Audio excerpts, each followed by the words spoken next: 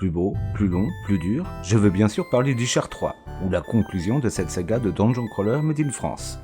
Dans cette vidéo, nous allons voir ce qu'apportait ce titre, avec de vrais acteurs, à quel point c'est trop fun de commencer un jeu avec une carte comme ça, et nous allons comparer les versions disquette et CD.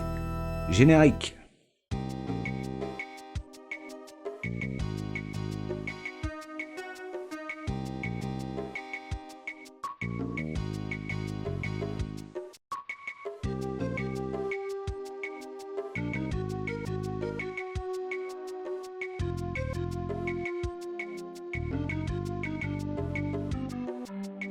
Salut les rôlistes. C'est en 94 qu'Char 3 a vu le jour, toujours développé par Silmaris, toujours édité sur Atari ST, Atari Falcon, Amiga, Amiga 1200, Mac et PC. L'ignoble Chandar, vaincu lors de l'épisode précédent, n'est pas mort. En effet, il semble que son âme maléfique erre de nouveau aux abords de Koren Banir, bien décidé à se venger. Avant de parler du jeu, à nouveau un gros merci pour l'accueil que vous avez réservé à ma vidéo sur Char 2. YouTube ayant eu la bonne idée de supprimer le filtre date d'ajout, c'est les petites chaînes et les petites vidéos comme celle-ci qui vont avoir du mal à se faire connaître. Donc, pour améliorer son référencement, n'hésitez pas à mettre un pouce, poster un commentaire, vous abonner, activer la cloche des notifications et partager la vidéo. Merci! Le jeu nous accueille avec une sublime jaquette signée Ciruelo Cabral, déjà connu pour les jaquettes d'Alien Syndrome sur ZX Spectrum et Astro Marine Corps. On y découvre une immense cité protégée par des remparts au bord d'un précipice. Au premier plan, un majestueux dragon déploie ses ailes en plein vol et nous laisse admirer sa musculature aussi impressionnante que terrifiante. On peut y voir le récit d'un drame à venir. D'un côté, une grosse cité semblant prospère, isolée mais prospère, et de l'autre, le danger ultime de l'Heroic Fantasy, un dragon, plus petit, mais avec lui, la perspective de la fin de tout, simplement, mais définitivement. Au lancement du jeu, en fonction de version utilisée, disquette ou CD, on aura deux intros différentes. Dans la première, on peut apercevoir ce qui ressemble à une sorcière, Morgula, avec un effet de transition magnifique, puis un château paisible avec des vautours tournant dans le ciel. Le pont-levis s'abaisse et un cavalier en sort. Morphing, titre du jeu avec un loup en arrière-plan, simple, beau, efficace.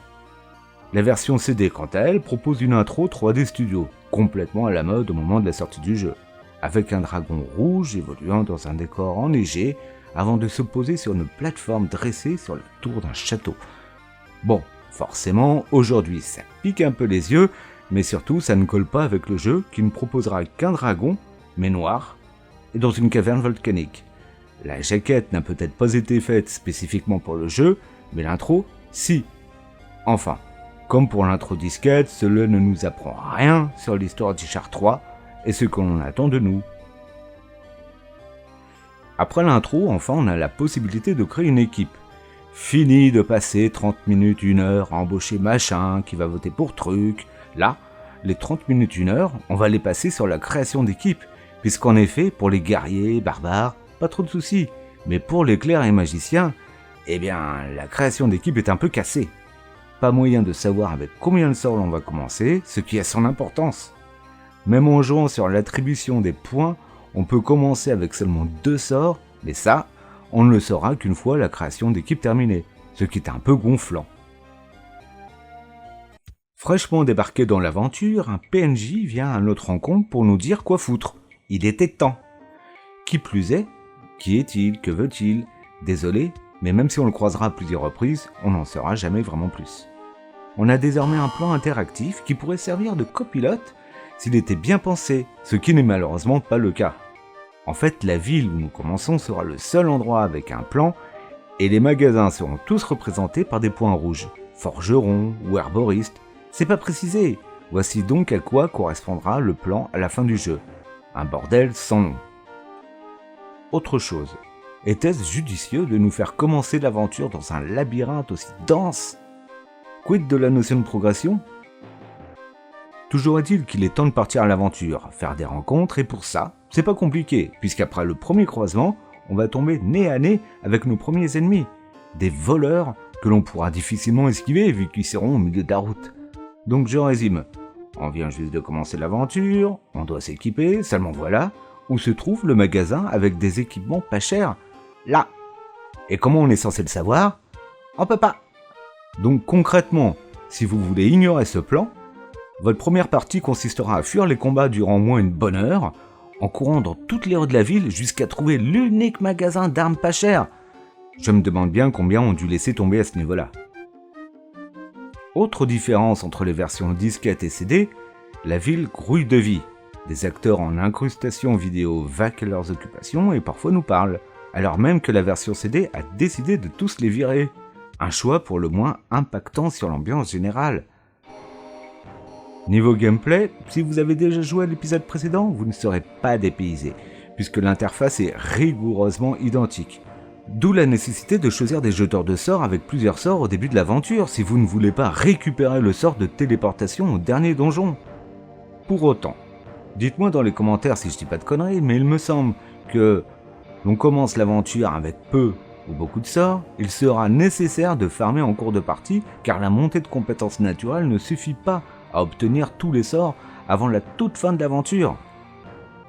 Un autre gros point positif que j'attendais depuis le premier épisode, comme le générateur de création d'équipe, on peut enfin revendre ces saloperies, si bien qu'on sera rapidement pété de thunes sans avoir eu à tuer un seul de ses compagnons pour ce faire, ce qui est quand même plus classe. Si Isher 2 était déjà très beau, Isher 3 est franchement magnifique. La représentation de la ville fait complètement écho au style médiéval et rappelle des endroits bien réels tels que le vieux Rouen et ses maisons penchées ou bien encore Châteaubriand. J'ai rarement vu un rendu architectural aussi soigné, généralement cet aspect est vraiment torché, pas ici. Même chose pour le bestiaire, le dragon est le plus beau de toute la trilogie, et que dire des squelettes avec leurs petites lanternes, c'est absolument génial. Enfin, que ce soit en termes d'incrustation, comme de stratégie de combat, le passage avec les loups est vraiment un moment d'anthologie, puisqu'ils sautent vers nous, nous blessant au passage, avant de se retrouver derrière nous. Une idée juste brillante. Niveau environnement sonore, par contre, c'est le calme plat. Après une belle musique sur l'écran de titre, on a juste droit à des musiques épiques dans les tavernes, et que dire des donjons sans un seul bruitage ? C'est franchement triste. Alors même que les déplacements en extérieur ont toujours constitué l'originalité majeure de la franchise, après avoir enchaîné le labyrinthe de la ville, celui de la jungle, celui des environnements enneigés, j'en arrivais à appeler de mes voeux un bon vieux donjon. Pitié, donnez-moi un donjon ! Et quand la chose est finalement arrivée, que je me suis enthousiasmé à la vue de ces squelettes et de ces textures très dungeon crawler, aussitôt après, j'ai découvert qu'il y avait des portes qui resteraient fermées une fois que j'aurais terminé l'aventure et que les donjons glauques n'étaient qu'une infime partie complétée par une autre dans un décor pas du tout inspiré avec des damiers psychédéliques. La douche froide. Concernant les différentes versions, clairement, le jeu a été développé sur PC, et c'est la version à laquelle il faut jouer. La version disquette, je dirais même. Petit problème, elle devient extrêmement difficile à trouver et la réédition de Dotemu ne propose que la version CD. Sur Atari ST comme Amiga, les musiques sont massacrées, mais en même temps, si déjà ils n'ont pas trouvé le temps de faire une bonne bande-son soignée, fournie sur PC, vous pensez bien au temps qu'ils ont dû consacrer au portage. Au niveau de l'histoire, va se greffer en cours de partie une histoire de voyage dans le temps, justifiant les nouveaux environnements proposés, mais tout ceci m'a un peu laissé de marbre. Les répercussions sur le présent sont trop infimes, et les nouveaux labyrinthes proposés, notamment celui de la jungle, apportent plus de crise de nerfs qu'autre chose. J'ai franchement trouvé les lieux moins originaux et inspirés que ne l'était ceux d'Isher 2. De toute façon, il y a un truc qui ment pas. On a les labyrinthes les plus agaçants de la trilogie, en même temps qu'un cheat code pour se téléporter aux quatre coins du jeu. C'est-à-dire que même pour tester le produit final, l'équipe avait pas envie de se faire chier avec le principe qu'ils ont pourtant imposé aux joueurs. Enfin, c'est comme ça que je le vois. Rappelons-nous un peu comment s'est déroulée la sortie d'Isher 3 en 94. Il me semble qu'un autre jeu est également sorti la même année par le petit studio Silmaris, un certain Robinson Requiem. En comparant les crédits et les jeux, il me semble maintenant évident que le studio s'est splitté en deux. J'en veux pour preuve la beauté hallucinante de T-Shirt 3 d'un bout à l'autre, quand sur Robinson, un vulgaire écran de menu était juste raté. Également, si l'on compare la bande-son du T-Shirt 3 avec un seul misérable morceau de qualité, et encore juste à l'écran titre.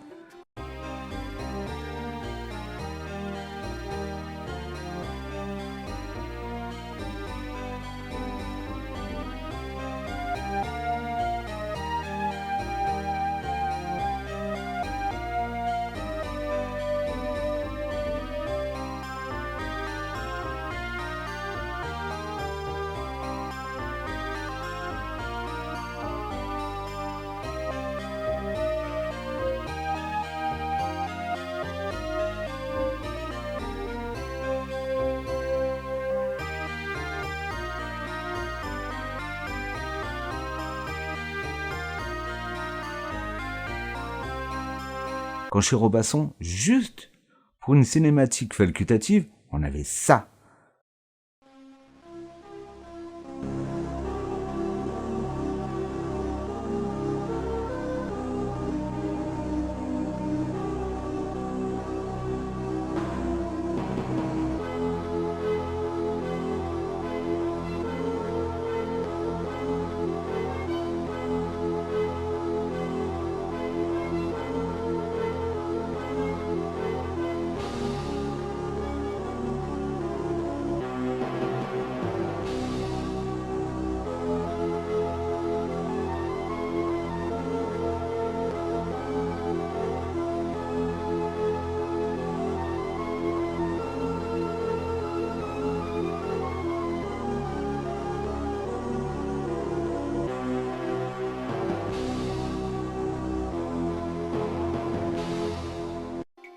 Deux salariés majeurs du studio semblaient être partis, et la majorité des grands noms du développeur bossaient sur Robinson, quand une équipe restreinte fut laissée au projet T-Shirt 3.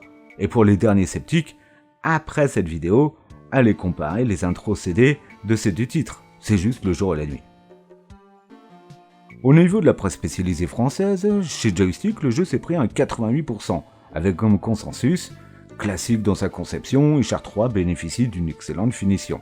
Chez Génération 4, avec 89%, on pouvait y lire « Le jeu comblera tous les passionnés, mais risque de rebuter les néophytes par la taille des niveaux ».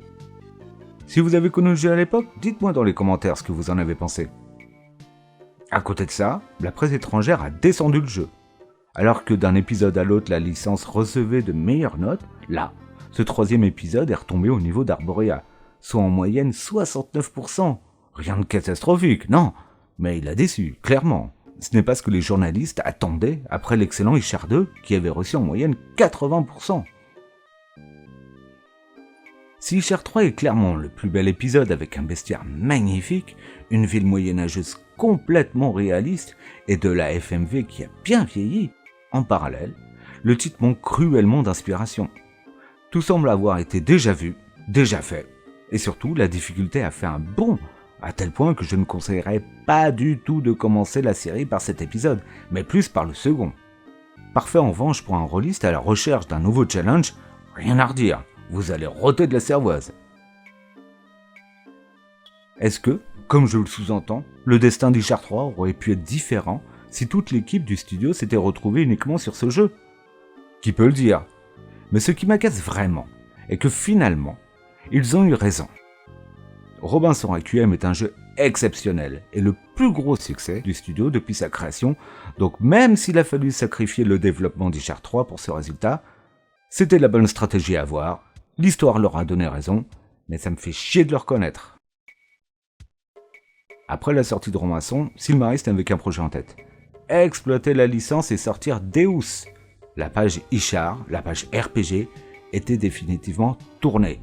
Et les quelques idées griffonnées concernant un hypothétique T-Shirt 4 ont été utilisées pour Ashgan, un Tomb Raider-like médiéval qui n'a pas trouvé son public. Merci d'avoir regardé cette vidéo et à bientôt!